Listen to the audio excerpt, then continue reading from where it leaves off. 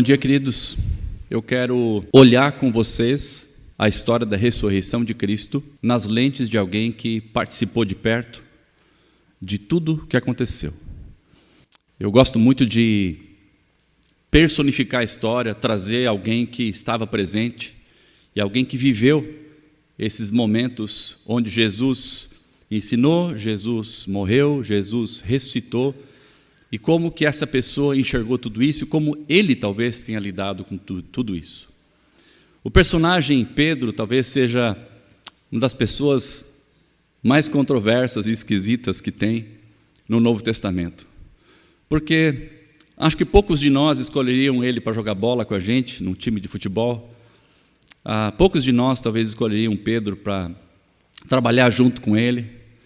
Talvez Pedro não fosse alguém que passasse por uma eleição aqui na igreja para o presbitério ou para a diretoria, ou seja, para o que for aqui. Acho que nem para o operador de som o Pedro não ia passar, né, Cone? Porque é um cara meio... né? O operador de som tem que ser um cara calmo, né? E Pedro era um cara assim, esquisito, explosivo, pescador, calos das mãos, grosseiro. Mas é impressionante o que Pedro viveu e como que esse homem foi transformado com a mensagem e o poder do Evangelho de Cristo. Eu quero convidar vocês, então, para a gente acompanhar alguns flashes da vida de Pedro, começando com a carta, primeira epístola de Pedro, capítulo 1, versículo 3, aquele homem rude escreveu também alguma coisa de muito valor para a gente. Eu quero olhar com vocês um pouco o que ele escreveu. 1 Pedro 1, versículo 3, diz assim: Bendito seja o Deus e Pai de nosso Senhor Jesus Cristo, conforme a sua grande misericórdia, Ele nos regenerou para uma esperança viva por meio da ressurreição de Jesus Cristo dentre os mortos. Vamos parar por aí. Pedro começa esse texto, essa passagem, dando graças a Deus, dizendo: bendito seja o Deus e Pai de nosso Senhor Jesus Cristo. Pedro está aqui alegre. A primeira epístola de Pedro é uma carta de esperança, de alegria. Ele fala de lutas, mas ele fala dessa esperança viva que Deus Pai presenteou a ele e a nós através da ressurreição de Jesus. Então, a ressurreição ligado exatamente com uma perspectiva cheia de esperança para a vida dele. Mas a gente conhece a vida de Pedro. Nem sempre Pedro era um cara faceiro como ele está aqui. Nem sempre ele estava animado como ele está aqui. Vamos olhar um pouquinho para trás e perceber algumas passagens da vida de Pedro quando ele estava bem perto de Jesus. Abram suas Bíblias para o Evangelho de Mateus, capítulo 26, e nós vamos ver provavelmente o contraste desse Pedro pós-ressurreição com esse Pedro que estava caminhando ao lado de Jesus. No capítulo 26 eu quero destacar o versículo 33. Pedro diz assim para Jesus: ainda que todos te abandonem, eu nunca te abandonarei. Jesus estava dizendo que havia um cumprimento de uma agenda profética e que Jesus teria que morrer e que ele ia se despedir então dos discípulos e talvez muitos iam abandonar a fé, e Jesus diz assim: olha, Jesus, eu estou com o Senhor até o fim, mesmo que todo mundo te abandone, eu não vou te abandonar. Pedro era alguém de convicções, Pedro era alguém que botava a palavra para fora quando ele sentia que era a hora. Então ele começa dizendo: eu não vou abandonar. Então ele tinha uma vontade forte de caminhar perto de Cristo. Mas vamos pular nossos olhos um pouquinho para o versículo 58 desse mesmo capítulo. E aí nós já vemos Jesus ali no Sinédrio, sendo reconhecido pelas pessoas. E no versículo 58 nós lemos assim: e Pedro o seguiu de longe, até o pátio do sumo sacerdote. Entrou e sentou-se com os guardas para ver o que aconteceria. Aqui a gente já percebe que aquela vontade de Pedro, aquele desejo de Pedro de estar perto de Jesus, aquela afirmação dele, se todo mundo deixar o Senhor, eu vou até o fim, até as últimas consequências. Nós já vemos ele sentado num cantinho, observando de longe o que estava acontecendo com Jesus. Jesus estava sendo levado preso, Jesus estava sendo acusado injustamente, e ele então muda um pouquinho o discurso, ou aliás, aqui não tem nenhum discurso dele, mas tem uma atitude de certo medo, de amedrontamento.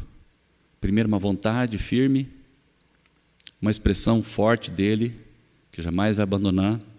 Depois nós vemos que ele gradualmente vai se afastando de Cristo. Eu quero ainda no capítulo 26, destacar o versículo 74, onde diz assim: aí ele começou a se amaldiçoar e a jurar, não conheço este homem. E diz a Bíblia, imediatamente o galo cantou. E aqui nós vemos então o contrário daquilo que ele havia afirmado anteriormente, que ele seguiria Jesus até o fim. Ele agora está negando Jesus e está se amaldiçoando, dizendo, eu jamais vi esse homem. Eu não conheço esse homem. É um engano que vocês estão fazendo, me colocando do lado desse homem. Esse personagem eu não conheço. Tem várias outras passagens de Pedro, mas a gente vê aqui um homem que tinha uma vontade, mas vinha uma dificuldade, vinha uma provação, vinha uma situação adversa, e ele se afastava então, amedrontado, olhava de longe. E quando a fé dele, quando a crença dele era confrontada, era exigida, ele dizia, não, eu não, nunca ouvi falar. Isso aí é história da cabeça de vocês. Isso contrasta com esse Pedro que escreveu a primeira epístola, porque como eu li aqui no versículo 3 da epístola de 1 Pedro 1, ele é um cara mais resoluto, ele demonstra alegria, ele demonstra convicção, porque ele começa dizendo assim, bendito seja o Deus e Pai de nosso Senhor Jesus Cristo, conforme a sua grande misericórdia, ele nos regenerou para uma esperança viva, por meio da ressurreição de Jesus Cristo dentre os mortos.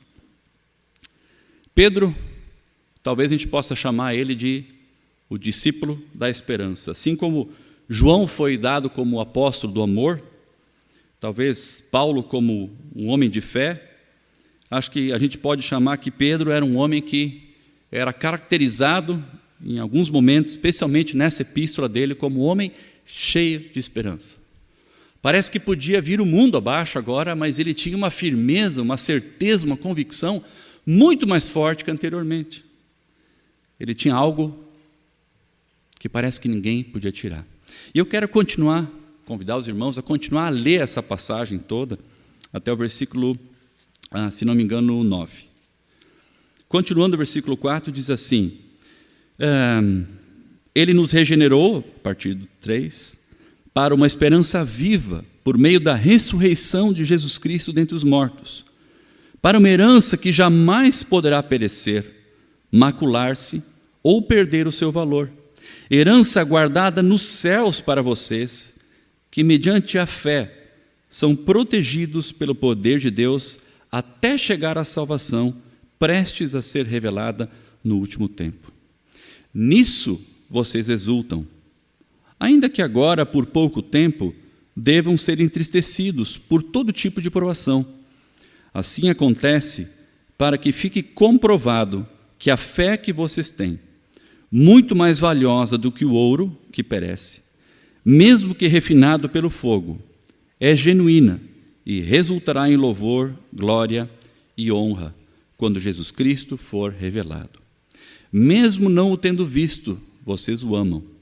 E apesar de não o verem agora, creem nele e exultam com alegria indizível e gloriosa, pois vocês estão alcançando o alvo da sua fé, a salvação das suas almas. A salvação das suas almas. Pedro fala aqui que a ressurreição de Cristo trouxe regeneração para a vida dele. Regeneração é uma expressão que Pedro usa, e é uma expressão um pouco parecida com o que João usa, que é o nascer de novo. Há algo poderoso que acontece na cruz. Nós sabemos que a salvação por Jesus vem através da morte, a morte no nosso lugar. Mas Pedro olha a ressurreição como algo que nos vivifica, com algo que nos regenera, com algo que nos traz uma nova perspectiva de vida, uma nova maneira de viver. E ele diz que Deus, dessa forma, demonstra misericórdia dele sobre nós. Pedro lida com a regeneração como uma ilustração daquilo que ele viu quando viu o túmulo vazio e quando Jesus se apresentou a ele. Pedro, vocês lembram que quando Jesus havia sido crucificado e morto, Pedro foi um que mostrou desânimo.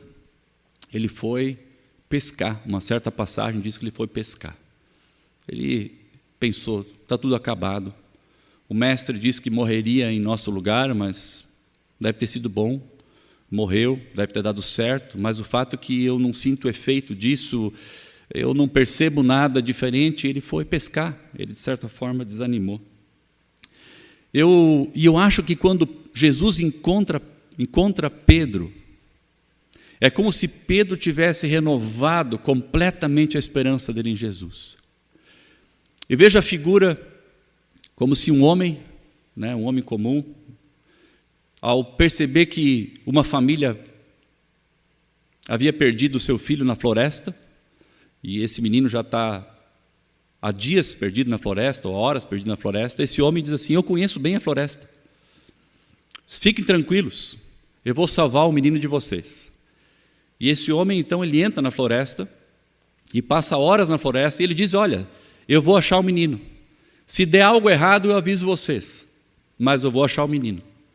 E aquela família se anima com a possibilidade desse homem encontrar o menino perdido, a criança perdida, mas esse homem desaparece na floresta escura, e passa horas na floresta e ninguém tem notícia desse homem, e passam-se 1 hora, 2 horas, 3 horas, e o dia começa a escurecer, e nada do homem. Então aquele otimismo que encheu o coração daqueles familiares, ele vai desvanecendo, o brilho vai se perdendo. De repente, quando aquele homem aparece na floresta, com aquela criança no braço, aquela alegria das pessoas, ela se renova, porque comprova que aquele homem estava certo naquilo que afirmara antes, que ele ia ir, ele tinha uma tarefa para cumprir, mas ele voltaria. É mais ou menos assim que acontece com Pedro, quando Pedro vê Jesus. Ele percebe que finalmente se concretizou aquilo que Jesus havia predito. Se Jesus tivesse continuado morto, provavelmente a verdade do perdão dos nossos pecados seria cumprido. Nossa culpa teria sido tirada. Nossa salvação estava garantida. Mas o nosso Deus estaria morto. Que referência que nós teríamos? Era necessário que Jesus ressuscitasse dos mortos, até porque o Deus do universo não poderia ser retido pela morte. Havia muito poder no Filho de Deus para que ele ficasse ali restrito àquela tumba. Era necessário que ele ressuscitasse, especialmente porque Paulo fala em 1 Coríntios 15 que ele é a primícia de todos. Ele é o primeiro que foi ressurreto pelo Deus vivo e não morreu mais. Ele foi ressurreto para viver para sempre. Lázaro ressuscitou e quando ficou mais velho, faleceu. Jesus ressuscitou e foi até os céus e ele vive até hoje. Nossa referência da fé cristã é de um Deus vivo, de um Deus claro. Então, quando Pedro percebe que o Messias não só cumpriu a promessa do perdão dos pecados na cruz, mas também a ressurreição, isso mexe profundamente com as convicções de Pedro. A gente vê que em Atos Pedro começa a pregar de uma forma maravilhosa, com toda a autoridade. Mas aqui Pedro está dizendo assim que Jesus vivo, o Jesus ressurreto, Ele é a nossa esperança. Ele é aquele no qual ou pelo qual nós podemos depositar toda a nossa esperança, toda a nossa segurança. Não naquilo que nós vimos, não naquilo que nós temos, não naquilo que nós sabemos. E eu acho legal como ele fala da herança, no versículo 4. Jesus é uma herança que jamais poderá perecer, macular-se ou perder o seu valor. Na revista atualizada, ele usa as palavras uma herança incorruptível, uma herança sem mácula, uma herança imarcessível. Eu tive que procurar no dicionário o que significa imarcessível, porque eu não lembrava mais, né? Não sei se um dia eu sabia. Mas é uma herança indestrutível. Nada nem ninguém vai poder encostar na nossa herança. Sem mácula, uma herança pura. Imarcessível, uma herança viçosa, uma herança sempre nova, uma herança fresca. Jesus é uma herança que é a nossa segurança. Nela deve estar depositado a nossa alegria, a nossa fé. Porque Pedro continua a passagem aqui, dizendo assim, nisso vocês exultam. Em quê? Versículo 6, né? Nisso vocês exultam. Nisso o quê? Nessa esperança maravilhosa, na garantia que Jesus está vivo, na certeza de que Ele está à destra do trono do Pai, e que num dado momento Ele vai voltar e vai nos reencontrar. Não tem dúvida na mente de Pedro, não tem dúvida na mente dos apóstolos que isso aconteceria, não tem dúvida na mente dos seguidores de Jesus que imediatamente se converteram após a ascensão dele, a ressurreição dele, de que Jesus é um Deus vivo, poderoso e que vai voltar para resgatar a sua igreja. Por isso que ele diz assim, que nós nos alegramos nisso tudo, ainda que por um pouco de tempo, ele confessa, devam ser entristecidos por todo tipo de provação. Assim acontece para que fique comprovado que a fé que vocês têm, muito mais valiosa do que o ouro que perece, mesmo que refinado pelo fogo, é genuína e resultará em louvor, glória e honra quando Jesus Cristo for revelado. Queridos, o fato de Jesus estar vivo, o fato de Jesus ter ressuscitado, não garante para a gente uma vida sem dificuldades, não garante uma vida sem tristezas, não garante que nós vamos viver em Porto Alegre, em março, como estamos vivendo, super felizes, como se nada nos atingisse de problemas. Não, Pedro ele é muito realista, por isso que eu gosto de olhar esse personagem, porque é um cara que já afirmou algumas coisas, já se escondeu, negou a Jesus, brigou e fez um monte de coisa, mas agora ele está concentrado, escrevendo uma epístola, com autoridade dada pelo Espírito Santo. E esse homem experimentado, sofrido, e que já negara Jesus antes, ele reconhece que a vida vai ser dura. Ele reconhece que a gente vai ter dificuldade. E que faz parte do processo de Jesus da nossa vida. Porque o processo de sofrimento, de dificuldade, é um processo purificador. Onde enquanto você caminha na dificuldade, os seus valores aparecem. Aparece se a sua fé em Deus ela é forte, é real, ou se sua fé em Deus ela entra em conflito quando as coisas não se resolvem da maneira como você quer. Como é que nós temos reagido diante das dificuldades da vida? Como é que nós reagimos quando passamos por todo tipo de provação? A tristeza faz parte, o versículo fala assim, a gente deve ser entristecido por todo tipo de provação. Mas ele fala que vai ser por um pouco de tempo. Ele não diz que vai ser para sempre. Porque a esperança de Pedro aqui, ela está na obra de Jesus, que passou, no que Jesus fez na cruz, na ressurreição de Cristo, mas Pedro olha muito para frente. A esperança de Pedro está muito depositada na volta de Cristo, naquilo que Jesus vai fazer quando retornar. E quando Jesus for revelado, quando Pedro diz, aí sim, aí a gente vai estar livre dessa nossa vida. Aí sim nós vamos poder, como Pedro fez, dar um abraço nesse Jesus ressurreto e dizer, finalmente, Pai, o Senhor veio me resgatar. Pedro olha para frente com esperança, com a esperança que ninguém pode tirar. Eu quero olhar com vocês um versículo em Efésios que fala a respeito dessa esperança, ou alguns chamam, e eu gosto de chamar também, a segurança da salvação. Efésios 1, versículos 13 e 14. Diz assim: nele, quando vocês ouviram e creram na palavra da verdade, o evangelho que os salvou, vocês foram selados com o Espírito Santo da promessa, que é a garantia da nossa herança, até a redenção daqueles que pertencem a Deus, para o louvor da sua glória. Paulo, quando escreve sobre a segurança da salvação também, sobre a esperança, ele está falando a respeito da volta de Cristo. Ele está falando de novo do reencontro com Jesus. A diferença, queridos, da nossa fé para qualquer outra fé, é que a nossa fé está firmada num Jesus vivo. O nosso Deus não está morto. O nosso Deus está vivo. E isso faz toda a diferença. E isso traz todo o significado para a gente. Quando a gente enfrenta a nossa vida. Quando a gente enfrenta os desmandos, por exemplo, de um governo. Quando a gente se sente suscetível à insegurança.